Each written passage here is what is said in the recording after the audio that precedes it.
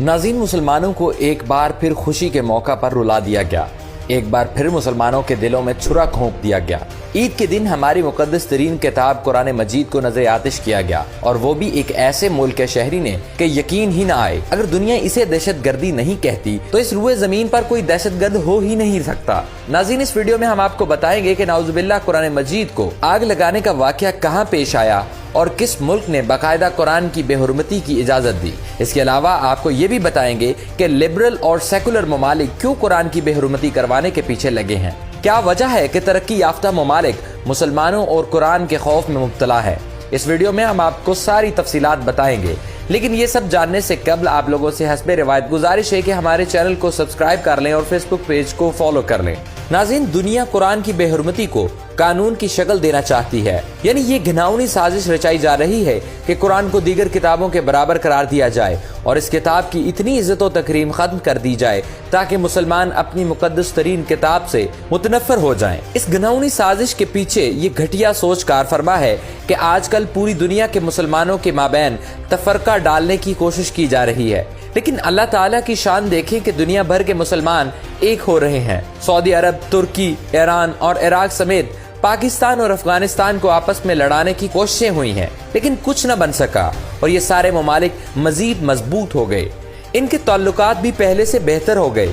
جب عالمی سطح پر لبرل مفکرین اس کی وجوہات جاننے کے لیے بیٹھے تو انہیں معلوم ہوا کہ مسلمانوں کو ایک کرنے والی چیز قرآن ہے، اور اسی کلام مقدس کی بنا پر ساری دنیا کے مسلمان آپس میں جڑ گئے ہیں۔ دوستو، اس کے بعد یہ منصوبہ بنایا گیا کہ قرآن کی بے حرمتی کر کے اس کی وقت کم کی جائے تاکہ مسلمانوں کی اس کتاب سے یقین اٹھ جائے۔ یہی وجہ ہے کہ آئے روز قرآن کی بے حرمتی ہو رہی ہے، اور حالیہ واقعہ بھی اسی تسلسل کی ایک کڑی ہے۔ ناظرین، ہوا کچھ یوں ہے کہ سویڈن کے دارالحکومت اسٹاک ہوم کی مسجد کے باہر عید الاضحیٰ کے روز قرآن پاک کو نظر آتش کرنے اور بے حرمتی کا واقعہ پیش آیا ہے۔ ستم ظریفی یہ کہ ملاحظہ کریں کہ اسٹاک ہوم کی پولیس نے عراق سے تعلق رکھنے والے شہری کو کئی بار قرآن پاک نظر آتش کرنے کی اجازت دینے سے انکار کیا تھا، لیکن مقامی عدالت نے پولیس کے فیصلے کو آزادی اظہار رائے کے خلاف قرار دیا، جس کے بعد مقامی پولیس نے شہری کو عید کے روز شہر کی مرکزی جامع مسجد کے باہر مظاہرے کی اجازت دی۔ مہذب دنیا میں قرآن اور نبی کریم صلی اللہ علیہ وسلم کی بے حرمتی اور شان میں گستاخی کو آزادی اظہار رائے کہا جاتا ہے، لیکن جب ان کے خلاف ایک لفظ بھی بولا جائے تو یہ انسانی حقوق کی خلاف ورزیوں کا راگ الاپنے لگتے ہیں۔ عید کے روز جب عدالت نے عراقی ملعون کو اجازت دی تو پولیس بھی راستے سے ہٹ گئے، جس کے بعد ملعون نے قرآن پاک کو نعوذ باللہ نظر آتش کیا اور مقدس کتاب کی بے حرمتی کی۔ اس موقع پر ملعون کی حفاظت کے لیے پولیس کی جانب سے سیکیورٹی کے سخت انتظامات کیے گئے تھے تاکہ اسے کوئی کچھ نہ کہہ سکے۔ ناظرین، اس دوران قرآن پاک کی بے حرمتی کے خلاف وہاں موجود مسلمانوں نے شدید احتجاج کیا اور اللہ اکبر کے نعرے لگائے۔ ایک مسلمان نے فرط جذبات میں آ کر ملعون کو پتھر بھی مارے، لیکن پولیس نے اس کو پتھر پھینکنے کے الزام میں گرفتار کر لیا۔ دوستو، یہ کوئی پہلا موقع نہیں کہ سویڈن میں ایسی ہی بے حرمتی اور گستاخی کو باقاعدہ قانونی تحفظ دی گئی ہو۔ اس سے قبل بھی سویڈن میں دائیں بازو کے اسلام مخالف انتہا پسندوں نے قرآن پاک کو نظر آتش کیا تھا، جس کے بعد بڑے پیمانے پر مظاہرے پھوٹ پڑے تھے۔ لیکن افسوس اس بات پر ہے کہ اکثر اوقات مسلم ممالک ایسے گھٹیا اقدامات پر خاموش ہو جاتے ہیں، جس کے نتیجے میں ان کو مزید جرت مل جاتی ہے۔ تاہم حالیہ واقعے کی پاکستان اور ترکی سمیت متعدد مسلم ممالک نے شدید مذمت کی ہے۔ صرف یہی نہیں بلکہ مراکش اور اردن نے احتجاجاً اسٹاک ہوم سے اپنے سفیر بھی واپس بلا لیے ہیں۔ اس واقعے کے بعد عراق کے دارالحکومت بغداد میں واقع سویڈن کے سفارت خانے کے کمپاؤنڈ میں مشتعل مظاہرین بھی داخل ہوئے اور توڑ پھوڑ بھی کی۔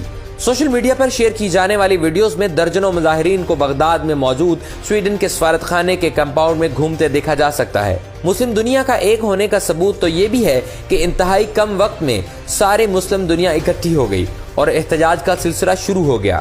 سویڈش حکام کی جانب سے اس نوعیت کی احتجاج کی اجازت دیے جانے پر ترکی نے سویڈن کی فوجی اتحاد نیٹو میں شمولیت کی دوبارہ مخالفت کی ہے۔ نیٹو رکنیت کی حصول کے لیے سویڈن کو ترکی کی حمایت درکار ہے۔ اگر ترکی مخالفت پر زور دے تو سویڈن کی رکنیت ختم ہو جائے گی۔ ناظرین، عید کے دن اس دلخراش واقعے کے بعد دنیا بھر میں خاموشی سی طاری ہے۔ ایک طرف دنیا بھر کے مسلمان کعبے کے گرد طواف میں مصروف تھے تو دوسری طرف یہ گھٹیا عمل دہرایا جا رہا تھا۔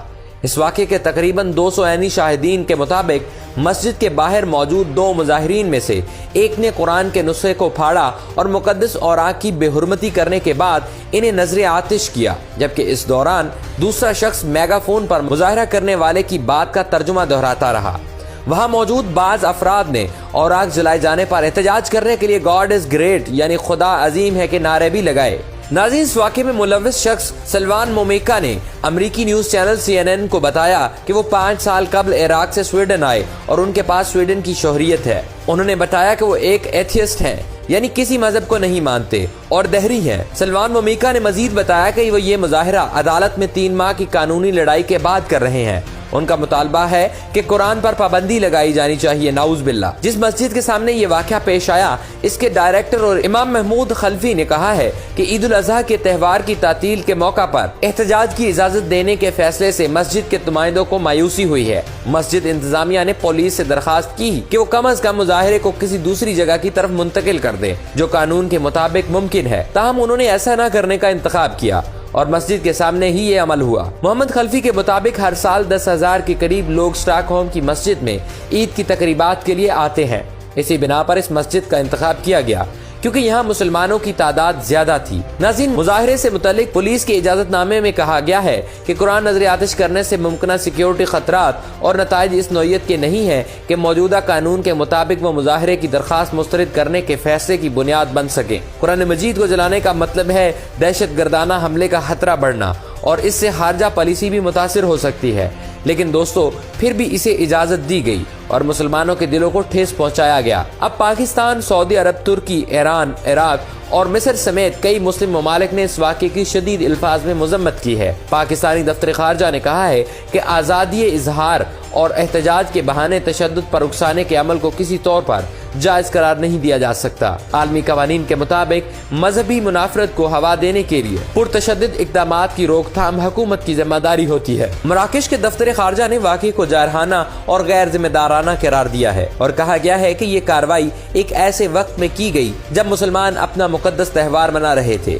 ترک وزیر خارجہ ہاکان فیدان نے ایک ٹویٹ میں قرآن کی بے حرمتی کے اس فعل کی مذمت کرتے ہوئے کہا ہے کہ آزادی اظہار کے نام پر اسلام مخالف مظاہروں کی اجازت دینا ناقابل قبول ہے۔ سعودی عرب نے بھی اس واقعے کی مذمت کی اور اپنے بیان میں کہا کہ ایسے اقدام نفرت اور نسل پرستی کو بڑھاوا دینے کا سبب بنتے ہیں۔ دوسری جانب امریکی محکمہ خارجہ کے نائب ترجمان نے اپنی بریفنگ میں صحافیوں کو بتایا کہ مقدس اوراق کو جلانا بے ادبی اور تکلیف دہ ہے، جو قانونی طور پر تو جائز ہو سکتا ہے تاہم اخلاقی طور پر نامناسب ہے۔ اور آخر میں حسب روایت اللہ تعالیٰ سے دعا ہے کہ اللہ ان تمام لوگوں کو ہدایت دے اور بے شک اپنی کتاب کی حفاظت کی ذمہ داری اس نے خود لے رکھی ہے۔